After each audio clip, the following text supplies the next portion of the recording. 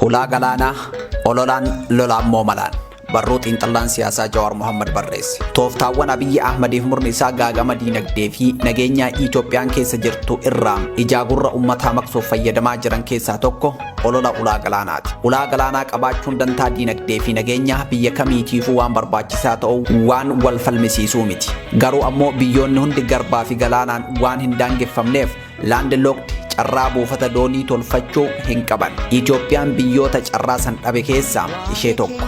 Sababni biyyi teenya ulaa galaanaa itti dhabdeef walxaxaa fi seenaa adeemsa uumama Itoophiyaa ammayyaatiin wal qabata. Itoophiyaan uumamaan garbaa fi galaanaan daangeffamuu baattus buufata doonii mataa ishii qabaachuun wanti dhoorgu hin jiru. Kanas seeraa fi diinagdeen mirkaneeffachuun danda'ama. Gama seeraatiinis waliigalteen addunyaa United Nations Convention on the Law of the Sea jedhamu biyyoonni galaanaan hin daangeffamne mirga buufata doonii jedhamu akka qaban lafa kaaya. Biyyi ollaa daangaa galaanaa jiru martinuu warra daangarra hin jirreef tajaajila buufata doonii kennuu akka qaban dirqa.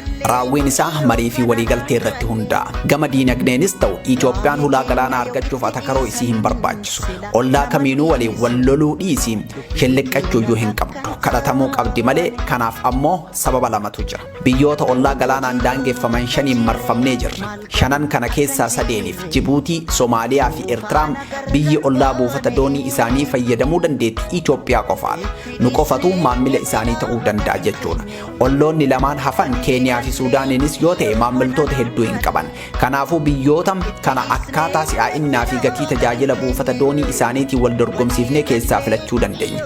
Fakkeenyaaf Yugaandaan akkuma Itoophiyaa daangaa galaanaa hin qabdu. Keeniyaa fi Taanzaaniyaa wal dorgomsiisaa kan gatii fi tajaajila irra wayyaa qabu fayyadamti. Nuti kan biyyoota shaniin marfamne filannaa sana caala qabna jechuudha. Lammaffaa Itoophiyaan uummata miiliyoona 130 fi teessuma lafaa hedduu bal'aa waan qabduuf carraa gabaa oomishuu fi bitachuu guddaa qabdi. Meeshaa daldalaaf ala ergituu fi galchitu yeroo yeroon guddachaa deema. Kun ammoo buufata biyyoota ollaa kana wal dorgomsiifnee keessaa filannee fayyadamuuf humna guddaa nuuf laata.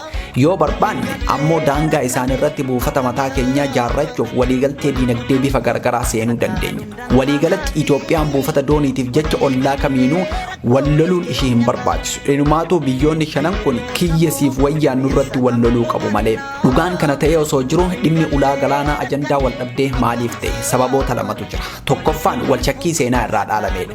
Kan lammataa siyaasaa waraanaa Abiyyi Ahmed geggeessaa jirudha.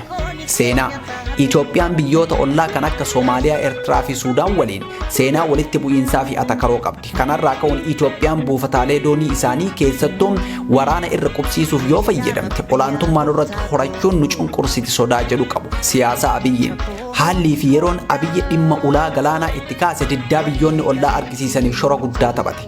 Fakkeenyaaf yaaliin ulaa galaanaa Somaalilaandii argachuuf godhame waan fashaleef haa ilaallu. Somaalilaandiin Somaaliyaa irraa fottoktos akka biyya walabaatti beekamtii waan hin qabneef waliigaltee ulaa galaanaa keessattuu kan buufata waraanaa seenuun Somaaliyaa durattuu sababa seenaatiin Itoophiyaa irraa shakkii qabdu ni dallansiise. Somaalilaandii beekamtii kennuuf waadaa galuun Itoophiyaa ammoo Somaaliyaa qofa osoo hin taane biyyoota biroo dhimmi akkasii hobus rifachiise. Kanarraa ka'uun biyyoonni dhimmoota biraa irratti walii faallaa dhaabbatan kan akka Chaayinaa fi Ameerikaas sagalee tokkoon Itoophiyaa akka balaaleffatan taasise. Lammaffaa dubbiin gosaa Somaaliyaa keessatti hedduu cimaa ta'uun isaa osoo beekamuun lafa gosa gada bursii ta'e fudhachuu pirezidaantii gosaan isaa ta'een walii galame. Kana jechuun osoo dhiibbaan addunyaatu jiraachuu baateen warri gada bursii buufata doonii san lafarratti ijaaranii itti fayyadamuuf rakkoo cimaa uumu. Maarree dhimma buufata doonii kanarratti maaliif karaa dippiloomaasii fi diinagdee yaaluu mannaa eboo murbursuun filatame. Abiyyi dhimma kana waan itti yaadee dhugaan itti qophaa'ee itti seenee miti.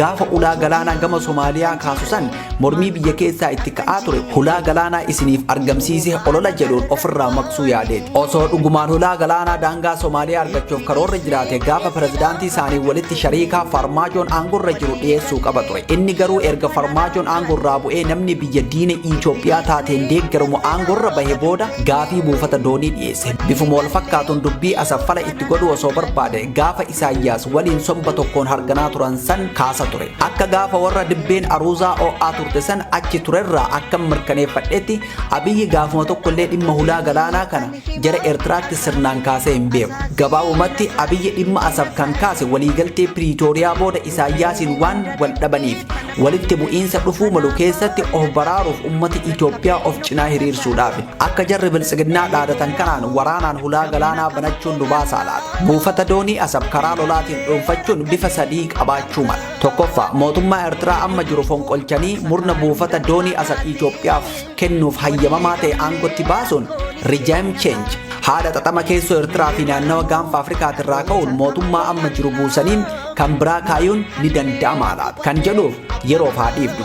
Osoo danda'ameeyyuu sabboonummaan Eertiraa kan ibidda lolaa waggoota 70 oliitiin waddamee finiinee waan ta'eef humni deeggarsa Itoophiyaatiin ol ba'e ganamumaan rakkoo fudhatamummaa hamaa mudata. Haala akkasii keessatti lafa taakkuu takka Itoophiyaaf hayyamuu hin danda'u. Yoo hayyame ammoo oolee osoo hin bulin fincila keessootiin raafama. Hubadhaa akkuma Abiyyi dubbii buufata galaanaa kana kaaseen murnoonnii fi namoonni Eertiraa kan Isaayyaas kuffisuuf qabsaa'aa jiranuu sagalee ol kaasanii diddaa dhageessan. Humna sabboonummaa hubachuu namni fedhe yaadii Tigraay waraanaan jilbiiffachiisuuf godhamee fi waan mudate yaadachuu feesisa.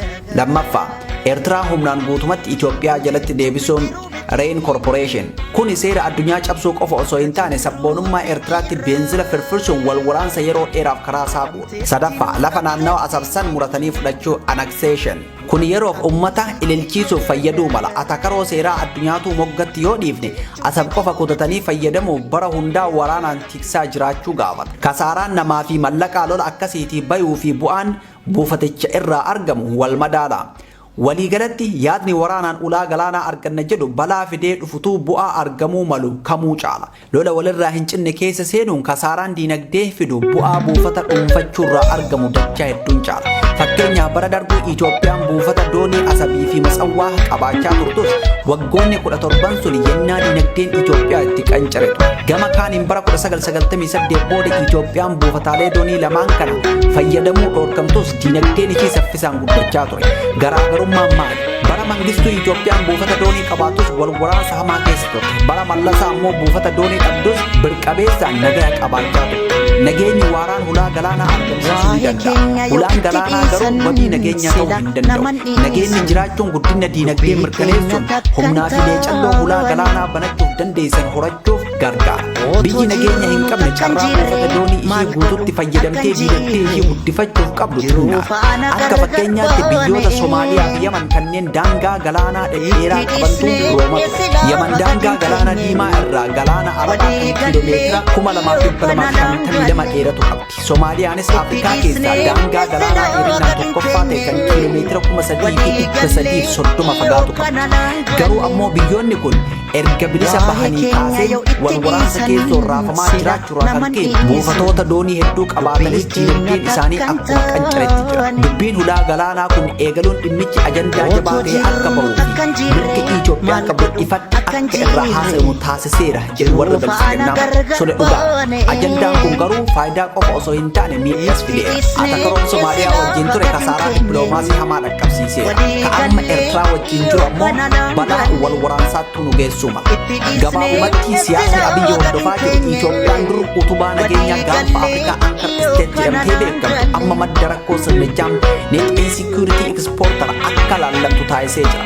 Dabalataanis ajandaa kana hafarsuun biyyoota fagoo fi dhiyoo qabeenya uumamaa naannawa keenya qiricaa godhachuu fedhaniif karaa saaqee didichaa akka dhufan godheera. Dhufaatiin jaraa kun ammoo siyaasaa keessoo fi hariiroo ollummaa biyyoota naannawa keenyaa humnoota dantaan isaanii dantaa keenyaa wal faalleessuuf akka saaxilamu godhee jira. Waliigalatti dhimma hulaa galaanaa ilaalchisee adeemsi Abiyyi Ahmad waggoota lamaan darban hordofan tarsiimoo fi karoora qorannoo fi bilchina qabu irratti kan hundaa'e osoo hin taane hoy hoy yerootiin kan gaggeeffame ta'uun buufata doonii argamsiisuu dhiisii carraa gara fuulduraa argachuuf qabnus kan miidheedha. Biyyoota ollaatirraa buufata doonii humnaan fudhachuuf dhaadachuun isaa jarri sodaa irraa ka'uun biyyoota diina Itoophiyaa ta'an waliin tumsa tolfachuun akkasumas tarkaanfilee wal waraansa keessoo keenyaa hammeessuu akka fudhatan taasisuun miidhaa nageenyaa fi dippiloomaasii dhaqqabsiiseera. Amma yeroo Itoophiyaan wal waraansa keessootiin raafamaa jirtutti maqaa hulaa galaanaatiin lola biraa ofitti dabaluun balaa hamaa kan lubbuun turuu biyyattiitiifuu sodaachisutti of geessu. Akkuma jalqaba irratti tokkome akka biyya galaanaan hin daangeffamne takkaatti Itoophiyaan mirga buufata doonii fayyadamuu seera addunyaatiin mirkanaa'e qaba. Caalatti ammoo biyya gabaa guddaa qabdu taatee biyyoota daangaa galaanaa qaban shaniin marfamtee waan jirtuuf buufataalee doonii isaanii gatii rakasaan wal dorgomsiiftee fayyadamuuf dandeessi. Kanaafuu Itoophiyaan biyyoota ollaa kamuu humna waraana ishii kan yeroo ammaa laamshee jiru kanaan doorsisuuf yaadu mannaa hojii dippiloomaasii fi hidhata diinagdee cimsuun shakkii fi sodaa hir'isanii buufataalee doonii faayidaa waloo guddisan misoomfachitu wayya. Gaafa nagaan keessoo keenyaa mirkanaa'ee diinagdeen keenya guddachaa gabaa keenya daran bal'ise biyyoonni har'a buufata doonii nuuf laachuuf mataa maran cufti nu fudhachuuf hiriira qabu. Kanaafuu uummanni keenya ololas ta'e lolli maqaa hulaa galaanaatiin yeroo ammaatti geggeeffamu faayidaa fiduurraa miidhaan akka caalu beekee dura dhaabbachuu qaba. Jalqaba wal waraansa keessoo keenyaa dhaabuun nagaa deeffachuun bu'uuraalee misoomaa fi hawaasummaa lolli nu jalaa mancaase deebisnee erga ijaarannee booda humna gama maraan horannee dhimma hulaa galaanaa mala itti dhoofne.